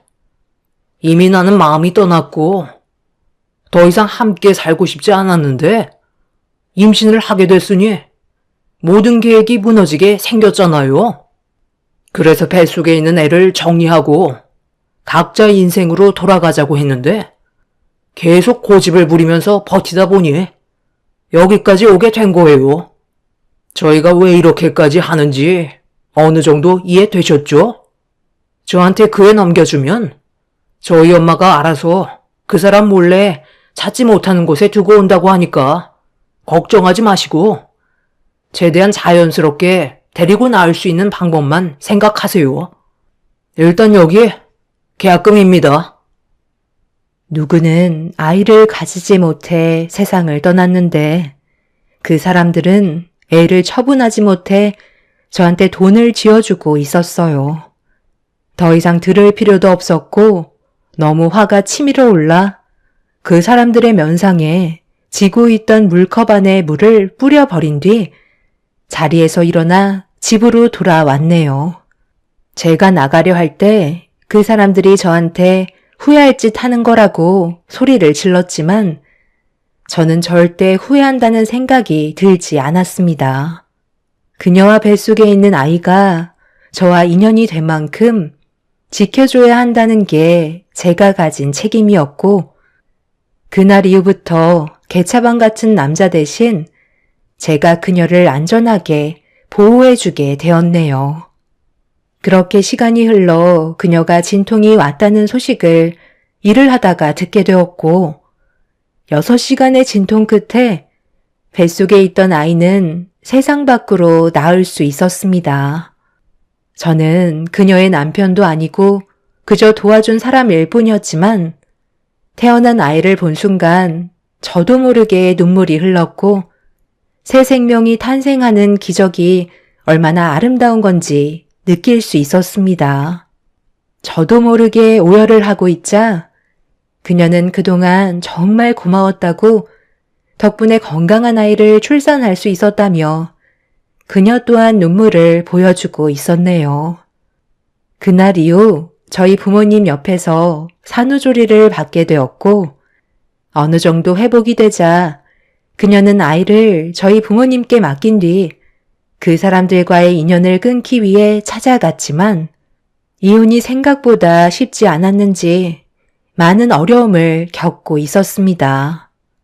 결국 소송으로까지 이어지면서 두 사람은 꽤 오랜 시간 동안 공방이 이루어졌고 재판에선 그녀의 손을 들어주는 결과를 얻을 수 있었네요. 그렇게 그녀는 전 남편과 이혼을 하게 되었고 새 출발을 할 수 있는 좋은 소식을 접할 수 있었습니다. 법적으로 모든 게 해결이 되었으니 더 이상 그 사람들도 찾아와서 행패를 부리거나 하는 일은 없었습니다. 그리고 그녀가 받은 이혼 위자료로 작은 집 하나를 구하려고 알아보려 하자 부모님께서 혼자서 아이를 키우면서 일을 할 수는 없다며 당분간 아이를 돌봐주겠다는 제안을 하셨고 그녀는 저희 부모님께 도움을 받게 되었네요. 어머니는 그녀의 아이를 친손주처럼 많은 사랑을 주면서 돌봐주셨고 저 또한 그런 어머니의 희생에 너무 감사했었어요. 그렇게 잘 지내고 있던 어느 날 모두가 함께 모여 식사를 하고 있는데 그녀가 생각지도 못한 말을 꺼내었고 저희는 그녀의 행동에 너무 놀라 말을 이어나가지 못하고 있었네요. 어머님, 저 솔직하게 말씀드릴게요. 그동안 서로 많은 어려움들을 겪어오면서 느낀 건데요. 저 성민 씨 옆에서 같이 살아가고 싶어요. 저희가 쉽게 맺어진 인연도 아니고 어떻게 보면 그때 도와주지 않아도 됐을 텐데, 저를 진심으로 보호해주려고 했을 때 너무 감동을 받아서 좋은 감정이 싹트기 시작했어요. 제가 이 말을 하지 않으면 너무 후회할 것 같아 말씀드리는 거예요. 아버님, 어머님께서 저를 받아주실 마음이 없으셔도 상관없어요. 제 감정에 솔직해지고 싶었고, 그동안 받았던 많은 사랑, 앞으로도 항상 감사하게 생각하면서 살아갈 거거든요. 힘들 것 같다고 말씀하셔도 상처받지 않을 거니 걱정 마세요. 그리고 이번에 힘들게 태어난 제 아이는 그 사람의 아이가 아니에요. 저도 친부가 누군지는 몰라요. 그것 때문에 그쪽 집안에선 저와 아이가 더럽다고 싫어했던 거고요. 저는 그 사람이 시키는 대로 했을 뿐인데 막상 아이를 가지고 임신을 하고 나니 모든 것들이 싫었나 봐요. 자기 자식도 아닌데 법적으로 책임지고 싶지는 않고 새롭게 시작하려는데 그 사람이 저 몰래 만났던 다른 집안에서 제 아이를 너무 불결하게 생각해 존재 자체를 없애려 했던 거예요. 아니, 그럼 저 아이가 전 남편의 아이가 아니라는 거야? 아니, 그럼 누구 아이라는 건데? 혹시 다른 사람한테서 만들어진 자식이라는 거야? 그렇게도 말할 수 있겠네요. 저는 다른 사람의 것을 기증받아 임신을 하게 된 거니까요. 원래 이렇게까지 하고 싶지 않았는데 전 남편의 정자의 상태가 많이 안 좋았어요. 저도 몸이 좋은 편은 아니라서 계속 안 좋은 결과만 오게 되었는데 마지막이라고 생각하며 시도했던 게 예상치 못하게 임신이 된 거였죠. 그 사람은 어차피 자기 자식이 아니기 때문에 더욱더 막 행동했던 거였고 저는 그런 마음을 이겨내오며 힘들게 버텨왔던 거였어요. 그 사람이 시켜서 했던 것뿐이었는데 막상 자기 걸로는 임신이 안 되고 다른 사람 걸로 시도했을 때 임신을 하게 되니 기분이 좋지 않았나 봐요. 그래서 제 뱃속의 아이를 인정하고 싶지 않아 지우려 했던 거고 저는 그렇게 도망칠 수밖에 없었던 거였죠. 그러다 성민 씨를 만나게 됐고 지금 여기까지 오게 되었네요. 지금의 인연, 저는 단순히 스쳐 지나가는 인연으로 만들고 싶지 않아요. 앞으로 평생 가져가고 싶은 게 제 바람이고 성민 씨 옆에서 좋은 아내가 되고 싶어요. 상당히 충격적인 말들이었고 그녀의 뱃속에 있던 아이는 기증을 받아 만들어진 아이였어요. 전 남편 집안 사람들이 왜 이렇게까지 막대했는지 어느 정도 이해할 수 있는 상황이었죠. 자기 친자식도 아니니까 그런 말을 함부로 했던 거고 자기 핏줄도 아닌 자식을 호적에 올리고 싶어 하지 않았던 거네요. 저희 부모님께서는 고민을 하셨고 저 또한 그녀의 당돌함에 놀라 제대로 된 말을 하지 못하고 있었어요. 그런데 아이를 뚫어지게 쳐다보던 아버지께서 저한테 한마디 하셨고 그 말을 듣는 순간 온몸에 소름이 돋았습니다. 제가 놀란 이유는 아이가 저와 많이 닮아 있다는 아버지의 말에 머릿속으로 스쳐 지나간 과거의 일이 떠오르게 되었어요. 예전에 아내가 세상을 떠나기 전에 저를 데리고 정자 기증센터에 간 적이 있었어요. 자신처럼 임신을 하지 못해 힘들어하는 사람들이 분명 많을 거라면서 그 사람들에게 도움을 줬으면 좋겠다는 말에 저도 나쁘다고 생각되지 않아 기증을 하게 되었던 거죠.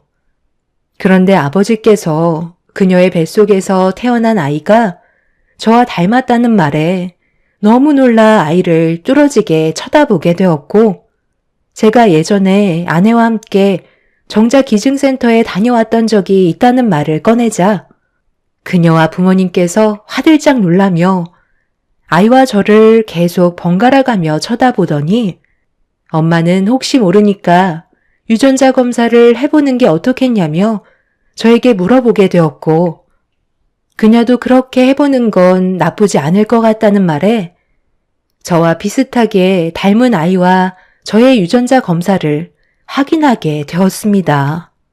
그리고 일주일이 지난 뒤 모두가 간절히 기다리고 있던 유전자 검사 서류가 도착을 했고, 부모님께서 먼저 확인하는 순간 어머니는 말도 안 된다며 그 자리에서 쓰러지고 마셨습니다. 그녀는 검사 용지를 급하게 들어 먼저 확인을 해보더니 손을 부들부들 떨며 저에게 건네주었고, 제가 제일 마지막으로 유전자 검사 서류의 내용을 확인하는 순간 99% 일치한다는 충격적인 결과를 받아볼 수 있었네요. 그날 저도 모르게 태어난 아이를 다시 바라보게 되었고, 내게 온 기적에 폭풍 오열을 하고 말았어요. 기증센터에 많고 많은 정자들 중에 하필 제게 그녀에게 도달을 했던 거고, 세상 밖으로 나온 아이가 제품에 안겨있던 거였네요. 이런 인연이 만들어졌다는 게 너무 신기하고, 아직까지도 저를 보며 웃고 있는 아이가 제 아이라는 게 믿어지지가 않습니다. 그녀와 저는 현재 결혼을 했고 행복한 가정을 꾸리며 살아가고 있어요. 만약 그때 아내의 말을 듣지 않았다면 이런 기적 같은 일은 벌어지지 않았겠죠. 살면서 많은 경험을 했지만 제 인생에 찾아온 꿈만 같은 기적에 하루하루 감사하며 살아가고 있는 중입니다. 특별하게 찾아온 그녀와 제 아이를 위해 평생 행복하게 잘 살아가도록 하겠습니다.